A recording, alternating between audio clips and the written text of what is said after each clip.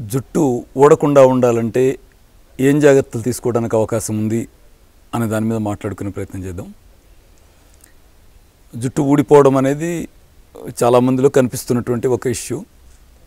అంటే జుట్టు ఊడిపోవడం ఉండడం అనేది అంటే మనం సహజంగా జుట్టుకి ఇంపార్టెన్స్ ఇచ్చేవాళ్ళం అయిపోతే ఏమవుద్దంటే ఊడుతూ ఉంటే కష్టంగా ఉంటుంది. అరే ఊడిపోతుంది అట్లా బాధపడతాం. దీంట్లో నేను అనేది బట్టతలకాయ మీద జుట్టు ఊడుతుంటే ఎలా తగ్గాలి అది మాట్లాడడం లేదు. అది ఇంకోసారి ఏదన్నా డిస్కస్ చేద్దాం. అదొక ప్రత్యేకమైన సమస్య. నేను అంటున్నది సాధారణమైనటువంటి తల అయ్యుండి అయినా జుట్టు ఊడిపోతూ ఉంటుంది కొందరికి బాగా. అరే పలసగా అయిపోతుంది అని అది ఒక లోపంలాగా ఊడిపోతున్నప్పుడు దాన్ని రక్షించుకోవడానికి ఏం చేయాలంటే అనే వైపుగా నేచర్ మనకి ఇచ్చినటువంటి సౌకర్యాల్లో మనం వాడుకొని ఉపయోగించుకొని ఆ సమస్య నుంచి బయటపడగలిగే అవకాశాలు ఏమున్నాయి అని చెప్పి చూడాలి. దానికి కూడా ఇల్లు వైద్యశాలగా, మన వంటగది మందుల షాపుగా, మనం తినే ఆహారమే ఔషధంగా, ఆ తయారు చేసి పెడుతున్న అమ్మ డాక్టర్గా మనం తగ్గించుకోగలిగే అవకాశాలు ఏమున్నాయనేటువంటి వైపుగా కొంచెం పరిశీలిద్దాం. జుట్టు ఊడుతుందనగానే కంగారు పడి ప్రతిదానికి ఎలా మందేమన్నా ఉందా అని ఎతుకుతామో అలాగే జుట్టు ఊడకుండా ఉండాలంటే మందేముంది అనే వైపు వెళ్తాం. చాలా మందులు వాడతాం.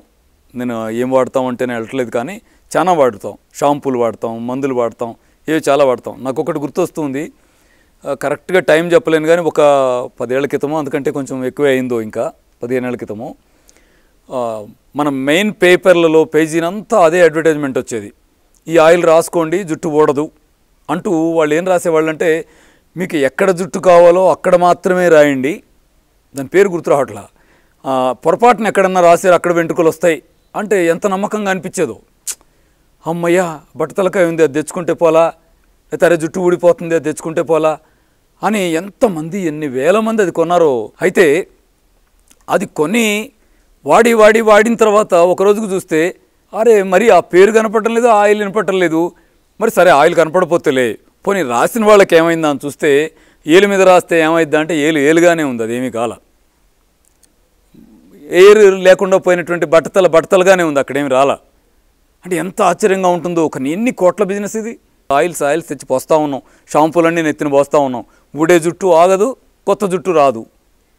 ఏమిటిది అంటే మీరు గమనించండి, మనం ఏ సొసైటీలో జీవిస్తున్నాం అనే దాని మీద ఆధారపడే ప్రతి సమస్యకి ఆ సొసైటీ ఇచ్చే పరిష్కారాలన్నీ ఉంటాయి. ఇవాళ మనం ఎంత ప్రకృతి గురించి ప్రేమగా మాట్లాడుకున్నా, అమ్మ తర్వాత అద్భుతమైన పదం ఏదైనా ఉందంటే అది నేచర్, మదర్ నేచర్ అని మనం అనుకున్నా, జీవన విధానంలో నేచర్కి అనుగుణంగా ఉన్నామా అని చూసినప్పుడు 100% నేచర్కి విరుద్ధమైన జీవితంలో ఉన్నాం. మాటల్లో మాత్రం సహజత్వము, ప్రకృతి, ఆప్యాయత ఇలాంటివన్నేమో మాటల్లో ఉన్నాం. ఇదొక ఫ్యాక్ట్. కాబట్టి ఇలాంటి సమాజంలో జుట్టు ఊడుతుంది అంటే దానికి పరిష్కారం కూడా ఎటు నుంచి వస్తుంది? బిజినెస్ వైపు నుంచే వస్తుంది. ఓహో ఇతనికి జుట్టు కావాలని కోరుకుంటున్నాడా, ఇతన్ని ఎలా బిజినెస్ చేయగలం మనం, ఈవిడ్ని ఎలా బిజినెస్ చేయగలం మనం అనే ఆలోచన వస్తుంది తప్ప పరిష్కారం వైపుగా రావడానికి అవకాశాలు తక్కువ ఉన్నాయి. ఎందుకంటే మనం ఉన్న సొసైటీ అది. అందుకే దీంట్లో మనం ఏం వెతకాలి? మందుల షాపులోంచి కాదు, ఆహారంలోంచి వెతకాలి.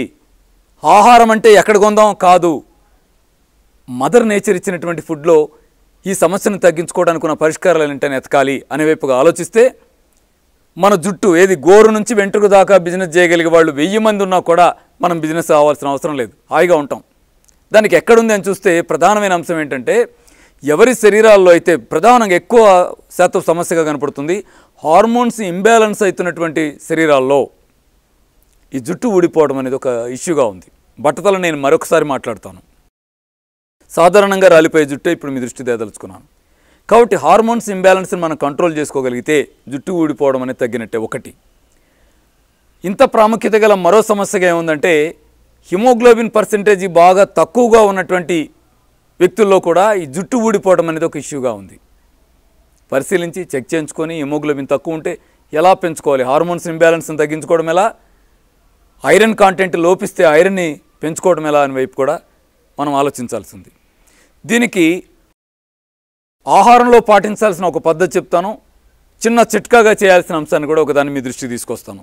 ఒకటి ఏం చేయండి అంటే ప్రధానంగా ఏ విటమిన్ పుష్కలంగా ఉన్న ఆహారాలు, సి విటమిన్ పుష్కలంగా ఉన్న ఆహారాలను ఎక్కువ తినే ప్రయత్నం చేయండి, లేదా ప్రతిరోజు ఆహారంలో ఉండేలాగా చూడండి. సి విటమిన్ ఎక్కువ ఉండేటువంటి ఆహారాలు ఏమున్నాయి అని గమనిస్తే మీకు పుల్లగా ఉండే ప్రతి ఆహారంలోనూ సి విటమిన్ ఉంది. కాబట్టి పుల్లగా ఉండేవి కాస్త ఆహారంలో ఉండేట్టుగా చూసుకోవాలి. అంటే మీరు ఈ మాట అనొద్దు, అంటే పుల్లగా ఉండే ఇప్పుడు మేము తింటలేదా, టమాటో తింటున్నాం కదా, లేకపోతే చింతపండు తింటున్నాం కదా, నిమ్మకాయలు తింటున్నాం కదా అని అనొద్దు. ఎందుకు అనొద్దు అంటే తప్ప కాదు, సరి చేసుకోవాల్సిన అంశం దాంట్లో ఉంది. సి విటమిన్ లక్షణం ఏంటంటే దాన్ని చల్లబరిచినా 100% పోతుంది, దాన్ని వేడి చేసినా 100% పోతుంది. ఇప్పుడు టమాటోలు తింటున్నాం, టమాటోలో సి విటమిన్ ఉంది, పుల్లటి వాటన్నిటిలో సి విటమిన్ ఉంది, నిమ్మకాయలో సి విటమిన్ ఉంది. కానీ వీటిని ఏం చేస్తున్నాం, టమాటో కూర ఉండి కదా తింటున్నాం, వేడి చేసి కదా తింటున్నాం, వేడి చేసిన దాంట్లో సి విటమిన్ ఉంటుందా, ఉండదు కదా. 7th క్లాస్ స్టూడెంట్స్కి సైన్స్ మాస్టర్ గారు చెప్తానే ఉన్నారు, వేడి చేస్తే పోతుంది, చల్లబరిస్తే పోతుందని. ఈ నిమ్మకాయల విషయంలో ఎలా ఉంటుందో చూడండి, ఫ్రిడ్జ్లో పెట్టి నిమ్మకాయలు వాడతాం, చల్లగా అయిపోయినటువంటి కాయల్లో సి విటమిన్ ఉంటుందా, ఉండదు. అంటే వేడి చేయకుండా, చల్లబరచకుండా పుల్లటి ఆహారాలు తీసుకోవడం ఎలా అని ప్లాన్ చేయండి, కావాల్సినంత సి విటమిన్ వస్తుంది. ఉదాహరణకి టమాటా జ్యూస్ తాగండి, 4 టమాటాలు తీసుకొని ముక్కలు కట్ చేసి మిక్సీలో వేసి జ్యూస్ చేసుకొని వడకట్టి పిప్పి తీసేసి కాస్త తేనె నిమ్మరసం యాడ్ చేయండి, సరిపోలా. అలాగే నిమ్మరసాన్ని వివిధ పద్ధతుల్లో ఉపయోగించుకోండి. అన్నం తినే సందర్భాల్లో ఇక అన్నం కలుపుకుంటాం కూరతో అన్నప్పుడు దాని మీద నిమ్మరసం పిండుకోవచ్చు కదా, సి విటమిన్ పోకుండా ఉంటుంది. లేదు మీరు వివిధ రకాల జ్యూసులు తాగేటప్పుడు కలపచ్చు కదా, పొద్దున్నే ఒక గ్లాసు నీళ్ళు తాగే అలవాటు ఉంటుంది అంటారు, దానిలో కాస్త తేనె నిమ్మరసం యాడ్ చేయండి. అలాగే మరొకటి ఉంటుంది, జ్యూసుల్లో మీరు ఉసిరికాయ కలపచ్చు, ఉసిరికాయ కూడా సి విటమిన్కి మంచి సోర్సు. ఉసిరికాయ తీసుకొని గింజలు లేకుండా తొనలు తీసి జ్యూస్ చేసేప్పుడు మిక్సీలో వేయండి, సి విటమిన్ కావాల్సినంత అందుతుంది. ఇలా మీరు వీటిని ఉపయోగించుకోవడం ద్వారా బాడీకి కావాల్సిన సి విటమిన్ అందించండి. రెండవది ఏ విటమిన్ కూడా బాగా అవసరం, కంటికి ఉపయోగపడుతుంది, జుట్టుకు ఉపయోగపడుతుంది. ఏ విటమిన్ నుండి బాగా ఉండేటువంటి ఆహారాలు ఏమున్నాయి సెలెక్ట్ చేసుకోండి. క్యారెట్ బీట్రూట్ జ్యూస్ ఉంది, పుష్కలంగా కావాల్సినంత ఐరన్ అందుతుంది, ఏ విటమిన్ అందుతుంది చూడండి, తీసుకోండి. రోజు ఒక గ్లాస్ క్యారెట్ జ్యూస్ తీసుకోండి. అట్లాగే కరివేపాకులో కావాల్సినంత ఏ విటమిన్ ఉంది, సుమారుగా మీరు ఇంత కరివేపాకు తీసుకొని జ్యూస్ చేసి పలసగా చేసుకోండి. ఇంకేదైనా యాడ్ చేయండి వాటిలో, ఈ పాలకూర కానీ లేదా పుదీనా కొత్తిమీర యాడ్ చేయండి. పుదీనా, కొత్తిమీర, తులసి, కాస్త కరివేపాకు, లేకపోతే మునగాకు అద్భుతమైన సోర్స్ అండి ఇలాంటి విషయాల్లో. ఎందుకంటే మనం ఫ్రూట్స్లో బాగా వాల్యూస్ ఉన్న ఫ్రూట్స్ అని ఏం చెప్తాం, ఖర్జూర పండు అంటామే. అలా ఆకుల్లో అద్భుతమైన వాల్యూస్ ఉన్నటువంటి ఆకు ఏదైనా ఫస్ట్ పేరు రాయాల్సింది మునగాకు అనే. మునగాకు, కరివేపాకు జ్యూస్ తాగండి, తేనె నిమ్మరసం యాడ్ చేసి. కాస్త ఫ్రూట్స్, ఏ విటమిన్ ఉండే ఫ్రూట్స్ ఏమున్నాయి, బొప్పాయి లాంటివి సెలెక్ట్ చేసుకోండి, జామకాయ లాంటివి సెలెక్ట్ చేసుకోండి. జామకాయలో సి విటమిన్ కూడా చాలా ఎక్కువ. మంచి రోజు ఆ పళ్ళు ఉండేట్టు చూసుకోండి. జుట్టు ఓట్టం అనేటువంటిది ఎందుకు ఆగదు. రోజు 2.5-3 లీటర్ల నీళ్ళు తాగడం, మార్నింగ్ ఈవినింగ్ జ్యూస్ తాగడం.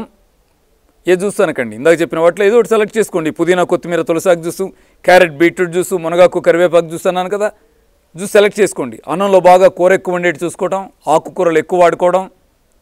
అలాగే ఒక పూట కంప్లీట్ ఫ్రూట్స్ తీసుకోండి. నైట్ ఫుడ్ అంటే ఓన్లీ ఫ్రూట్స్ అని పెట్టుకోండి. మాంసాహారానికి కంప్లీట్ దూరంగా ఉండండి ఒక 2-3 నెలల పాటు. జుట్టు ఊట్టం ఆగిపోవడం నెల రోజుల్లోనే మీరు గమనిస్తారు. అరే జుట్టు ఊట్టం ఆగిందండి అని 3 నెలలు కంటిన్యూ చేయండి, పోయిన జుట్టు రావడాన్ని గమనిస్తారు. మీకు ఇంకా చుండ్రుండి అనీజీగా ఉంటే మీరు ఇంకో పని కూడా చేయొచ్చు. ఏం చేయండి, ఉసిరికాయ పౌడర్ తీసుకోండి, ఎండబెట్టిన పౌడర్, లేదా షాపుల్లో దొరికితే తెచ్చుకోండి. ఆ పౌడర్ని ఒక 5-10 నిమిషాలు నీళ్ళలో నానబెట్టండి. నానబెట్టేసి నాని పేస్ట్ లాగా అవుతుంది కదా, ఆ పేస్ట్ని తలకు పట్టించండి కుదురులకి. ఓ పావు గంట ఎండనివ్వండి, ఓ పావు గంట 20 నిమిషాలు వదిలేయండి. వదిలేసి వెళ్ళి తలస్నానం చేయండి. మీకు చాలా మేలు జరుగుతుంది. మీరు మార్నింగ్ జ్యూసు, ఈవినింగ్ జ్యూసు, మధ్యాహ్నం ఆహారంలో బాగా కూర ఎక్కువ ఉండడం, నైట్ ఫ్రూట్స్ తీసుకోవడం, ఈ ఆహారాల్లో ఈ జాగ్రత్తలు తీసుకుంటూ వస్తే ఒక నెల రోజుల్లోనే మంచి రిజల్ట్ వస్తుంది. మీరు పర్వాలేదు అనిపిస్తే దాన్ని నెల కాదు 2 నెలలు 3 నెలలు కంటిన్యూ చేసుకోండి. అంతేగాని ఏ ఆయిల్ వాడదాం, ఏ షాంపూ పోద్దాం అనకండి. పోసి రాసే ఉన్నాం కదా, వద్దమ్మా. జాగ్రత్త తీసుకోండి. ఖచ్చితంగా మీ సమస్యని మీరే పరిష్కారం చేసుకునే వాళ్ళు అవుతారు. మంచి రిజల్ట్ వచ్చి అన్న నిజమే మంచి జరిగింది నాకు అని మీరు చెప్తారు. సంతోషం. జాగ్రత్తగా పాటించాలని మనస్ఫూర్తిగా మిమ్మల్ని కోరుకుంటున్నాను.